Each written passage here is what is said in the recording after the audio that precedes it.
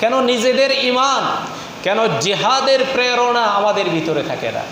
কারণ যুগে যুগে যুগে যুগে রাসূলুল্লাহ সাল্লাল্লাহু আলাইহি ওয়াসাল্লামের জামানা থেকে মুসলমানদের উপরে অত্যাচার, নির্যাতন এগুলো তো আসতেছে। যুগে যুগে দেশে দেশে আসে পীরে কারবালা, আরামায়েশ যাও বলে যাও, সইতে হবে দুঃখ জ্বালা। আরামায়েশ যাও বলে যাও, সইতে হবে দুঃখ জ্বালা। যুগে যুগে দেশে দেশে আসে পীরে কারবালা, আরামায়েশ যাও বলে যাও, সইতে হবে দুঃখ জ্বালা। পৃথিবীর রাসূলুল্লাহ সাল্লাল্লাহু আলাইহি ওয়াসাল্লামের ইতিহাস থেকে হিসাব করেন, যুগে যুগে কারবালা হয়েছে, মুসলমানদের উপরে জুলুম নির্যাতন এখনো বর্তমানে সারা পৃথিবীতে মুসলমানরা যেখানে আছে সেখানে কারবালা চলতেছে, সব জায়গায় চলতেছে। এরপরেও আমাদের হুঁশ হচ্ছে না, মুসলমানদের হুঁশ হচ্ছে না। আমরা কোরআনের পথে আসতেছি না, রসুলের সুন্নাহর পথে আসতেছি না। মন গড়া শয়তানের দুনিয়ার মানুষের তৈরি করা আইনের উপরে, নীতির উপরে, নৈতিকতার উপরে আমরা চলতেছি। দিন কায়েম করতে আমাদের মনের ভিতরে চাচ্ছে না। দিনের বিজয় চাও যদি চাও, জানমালের দাও কুরবানি, জানমালের দাও কুরবানি। বদর উহুদ তায়েফ আসিবে, আসিবে রঙিন হাতছানি, আসিবে রঙিন হাতছানি। দিন কায়েমের কঠিন পথে, দিন কায়েমের কঠিন পথে, যাই না পাওয়া ফুলের মালা। যুগে যুগে দেশে দেশে আসে পীরে কারবালা, আরামায়েশ যাও ভুলে যাও, সইতে হবে দুঃখ জ্বালা। এই সময়টুকু সামনে আসতেছে। ও মুসলমানেরা, মুসলমানদের ভয়ের কোনো কারণ নাই। রাসূলুল্লাহ সাল্লাল্লাহু আলাইহি ওয়াসাল্লাম হাদিসের ভিতরে বলেছে, যেদিন হযরতে ঈসা আলাইহিস সালাতু ওয়াস সালাম আসবে, আজকে আমরা খ্রিস্টানদের পারমাণবিক বোমা, মিসাইল, অস্ত্র এটা নিয়ে ভয় করতেছি।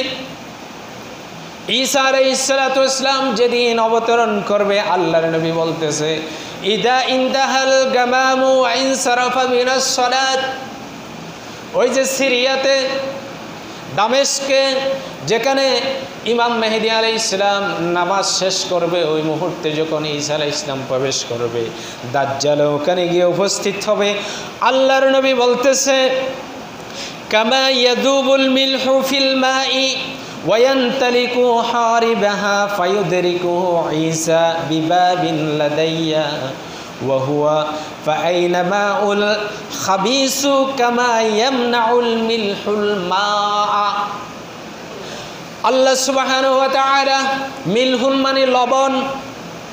আল্লাহ সুবহানাহু ওয়া তাআলার হাবিব বলতেছে, দাজ্জালের ৭০,০০০ সৈন্য নিয়ে যখন ঈসা আলাইহিস সালামকে আক্রমণ করার জন্য যখন উপস্থিত হবে, ওই সময় আল্লাহ রব্বুল আলামিন ঈসা আলাইহিস সালামের চোখের ভিতরে এমন একটা পাওয়ার দিবে, শক্তি দিবে, কাফের মুশরিকরা যেদিকে থাকবে ওইদিকে যখন হযরতে ঈসা আলাইহিস সালাম দৃষ্টি দিবে, কামা ইয়ানমাউল মিলহু, যখন দৃষ্টি দিবে, ঈসা আলাইহিস সালাতু ওয়াস সালামের দৃষ্টি যেদিকে থাকবে ওইদিকে যত কাফের, মুশরিক, মুনাফিক, যত শত্রু আছে সবগুলা লবণ যেভাবে পানি ফাইলে গলে যায়, পানি হয়ে যায়, লবণের কোনো অস্তিত্ব থাকে না, লবণের দানার কোনো অস্তিত্ব থাকে না, ঠিক সেভাবে ঈসা আলাইহিস সালাম যখন কাফেরদের দিকে দৃষ্টি দিবে, ওই কাফেরের শরীর থেকে, তাদের হাড় থেকে মাংসগুলা, রক্তগুলা, চামড়াগুলা পানির মতো করে গলে গলে জমিনের মধ্যে একেবারে মিশে যাবে। এরকম হাদিস থাকার পরেও, এরকম বাণী থাকার পরেও আমরা এখনও নিজেদের ইমানকে ঠিক করতেছি না। আমাদের ইমান ঠিক করতে হবে। কারণ যে একটি কথা মনে রাখেন, যে গত 5 আগস্টে আগে 5 আগস্ট যে আসবে এরকম একটা পরিবর্তন হবে, এটা কি আমাদের কারো জানা ছিল? তাহলে পরিবর্তন করে দিয়েছে কে? তাহলে আগামীকাল কি পরিবর্তন হবে এটা জানে কে? তাহলে আমাদের কিন্তু আগামীকাল যদি প্রস্তুত হয়, কিছু মানুষ এরকম দেখবেন, ইমাম মেহেদী আলাইহিস সালাম আসছে, ঈসা আলাইহিস সালাম আসলে কিছু মৌলবীও এরকম পাবেন ফতোয়া দেওয়া শুরু করছে, এটা ইমাম মেহেদী না, এটা ঈসা না, এখনো আসে নাই, সময় আরও আছে। এরকম কিছু মৌলবী পাবে কি পাওয়া যাবে না? পাওয়া যাবে। যেহেতু আল্লাহ রসুল সাল্লাল্লাহু আলাইহি ওয়াসাল্লামের মসজিদ সম্পর্কে একটা হাদিস আছে, মসজিদগুলা কিয়ামতের পূর্বে এমন জাঁকজমকপূর্ণ হবে, মসজিদে আজান হবে, নামাজ হবে, ইকামত হবে, হজ হবে, তওয়াফ হবে, সব হবে, কিন্তু জমিনের উপরে একটা ইমানদারও থাকবে না। এরকম হাদিস আছে না নাই? তাহলে এগুলা হিসাব করতে হবে। আমি যে নামাজ পড়তে আসলাম, আমি যে ইমামতি করতেছি, আপনি যে মুয়াজ্জিন যে ইকামত দিচ্ছে, আপনি যে মুক্তাদি হিসেবে নামাজ পড়ছেন, কিন্তু ইমানদার হিসেবে পড়ছেন কিনা? রাসূলুল্লাহ সাল্লাল্লাহু আলাইহি ওয়াসাল্লাম, এটা বুখারী মুসলিমের হাদিস, আল মসজিদু খারাবুম মিন ইয়াউমিল কিয়ামা, কিয়ামতের শেষ জামানাতে মসজিদগুলা হবে জাঁকজমকপূর্ণ, কিন্তু ওয়ালাইসা মুমিনুন, একটাও মুমিন থাকবে না। বুখারীর হাদিস। তো জামানা এটা কোনটা, কোন সময় এটা? এখন আপনি যদি বলেন সেটা আরও অনেক দেরিতে আছে, তা আপনি অনেক দেরি করে বসে থাকেন, কিন্তু ভাবতে হবে সময় এটা কি এখন আসছে? আল্লাহ রসুলের সাহাবীরা জুমার দিন আসলে কিয়ামত কি আজকে হয়ে যাচ্ছে কিনা, যেহেতু জুমার দিন কিয়ামত হবে, আতঙ্কের মধ্যে থাকতো। যেহেতু আল্লাহ রসুল বলেছে আনা ওয়াসসাআত কাহাতাইন, আমি এবং কিয়ামত এরকম, আঙ্গুল দেখাই বলতেছে পাশাপাশি, 2 আঙ্গুল, আমি এবং কিয়ামত এরকম পাশাপাশি। তাহলে এই হাদিস তো 1400 বছর আগে বলে গেছে। সাহাবায়ে কেরাম আতঙ্কিত হতো। তো এখন আমরা মানে নাকে তেল দিয়ে ঘুমাই যে কিয়ামত কখন আসবে, আমি তো ইমানদার আছি, কিন্তু কোন প্রকারের ইমানদার, কোন কোটায় আসে? এই জন্য বলবো যে সামনে যে সময়টুকু আসছে, মুসলমানদের উপরে আরও অনেক জুলুম নির্যাতন আসবে। সময় এরকম হতে পারে বর্তমানে ফিলিস্তিনের উপরে যে দশা চলতেছে, সেই দশা বাংলাদেশের মুসলমানদের উপরে চলবে। এটা সময় আসতেছে। আপনি যদি বলেন যে আমি এই কাতারে নাই, আমি এইটার আলোচনা করছিলাম, শেষ করতেছি এটা বলে, রসুল গজওয়ায়ে হিন্দ যখন চলবে 3টা গ্রুপ থাকবে আল্লাহ রসুলের হাদিস অনুযায়ী।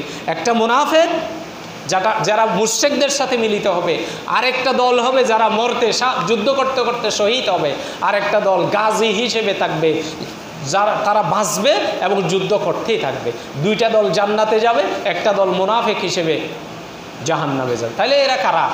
এগুলার চিহ্ন এখন দেখা যায় মুশরিকদের সাথে এদের দহরম মহরম সম্পর্ক, ভালোবাসা, কথাবার্তায় চালচলনে, এগুলো আসতেছে। এখন পরিবর্তন হইতে হবে। সময় কখন কি হয় সেটা আল্লাহ মালুম। আল্লাহ আমাদেরকে কোরআনের বিষয়গুলো, ইসলামের বিষয়গুলো, সুন্নাহর বিষয়গুলো বেশি বেশি আল্লাহ রসুলের ভবিষ্যৎবাণীগুলো জানার, বুঝার